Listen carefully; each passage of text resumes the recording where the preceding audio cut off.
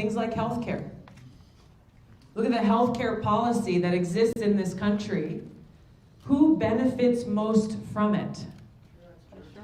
Big insurance companies, big pharmaceutical companies, people who are extorting the sick, lining their pockets. As still far too many people in this country are going sick without getting the care that they need. This is the reality that we're facing, that we have got a Medicare system that is still to this day unable to negotiate down drug prices with prescription drug companies. Why is that? You think that would be a no-brainer, right? Why is that? It's because of the lobbying influence of those prescription drug companies and their big moneyed influence in our politics over lawmakers, where they're the ones who are helping shape policy that benefits them and that hurts the people. I was just talking with someone yesterday who was telling me about a specific prescription drug that when it was first patented and put on the market, it was $40 per dose. That company then went and sold or was bought out by another company.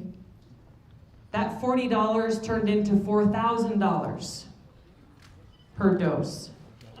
That company was then sold or sold the drug to another company. Guess where it went from there? $40,000. Break them up. Break them up. Who benefits from this? We certainly do not. We certainly do not. This is one example of many. We can go down the list. We see the big influence of these giant oil companies, fossil fuel corporations, who are literally taking money out of our pockets. Close to $30 billion every year goes to subsidize their business, make it so they can make more money, while we have people scraping by just to survive. See this in the criminal justice system, with private prisons, literally profiting off the backs of the American people, with a business model that's built on keeping more and more people in prison, rather than seeing how do we reduce recidivism rates? How do we help people? How do we help people get back on a right path in their life? See this in the marijuana industry, right? The opioid crisis that we're facing, there's a lot of people who are saying, rightly so, we've got to do something serious to address the opioid crisis in this country.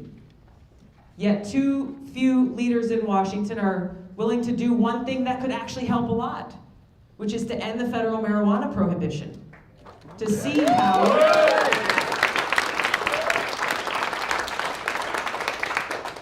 whether you choose to use marijuana or smoke marijuana or not, that's not even the point here. The point is that in states that have legalized either medicinal marijuana or adult use, there has been a direct correlation in reducing the numbers of people who are addicted to opioids and reducing the numbers of opioid-related deaths. So why has this not been passed into law? We have too many self-serving politicians in Washington who are more interested in looking out for their own career or their own political interests rather than listening to and serving the needs of the American people. And that's why we're gathered here today. That's what is at the heart of our campaign, is to build this people-powered movement, taking no contributions from PACs or lobbyists. A campaign that is fueled purely by each and every one of you.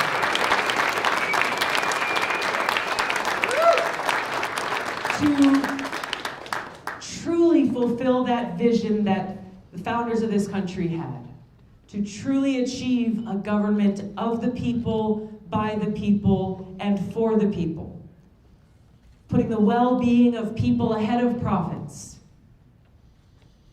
serving the interests of all Americans ahead of partisan political differences, putting the well-being of our people and our planet above all else. That is what this is about. These values of service above self, bringing that to the forefront. Yes, in the White House, to every part of the administration, to every federal agency, creating this culture of service to the people rather than serving one's selfish interests. Then we can come together and really begin to solve the challenges that we face. We can do things like passing major legislation like Medicare for all.